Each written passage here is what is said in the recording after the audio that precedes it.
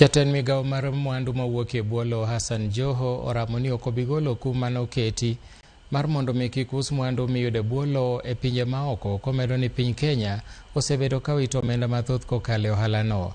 Koloso e kaunti ma Mombasa e kinde nyasi moro mane obagi e kar tiegruok mar TUM, Joho nowacho ni okang' ma kamano biro chuogo thuolo mag tije, kendo piny Kenya bende biro chopo rang'iny mar bedo kod mwandu mathoth mawuok e bwolo. Kata kamano, Joho bende nojiwo rowere mawuok e gwenge mag kadho nam chumbi mondo osom courses mag nembe, komedo ni piny owacho osechuoko ke ogirimiti gi pinje mopogore, kendo machiegni ni gibiro timo kepo ni rowere manyalo tie nam.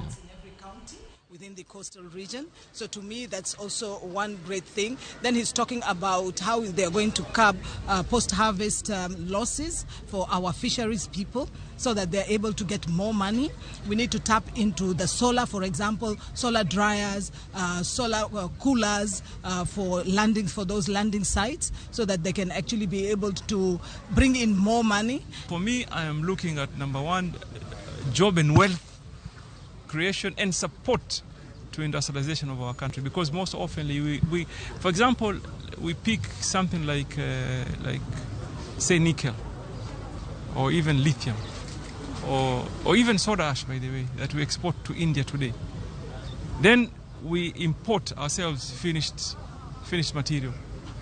So what do? We become more of an import country that, in my opinion, must be turned around.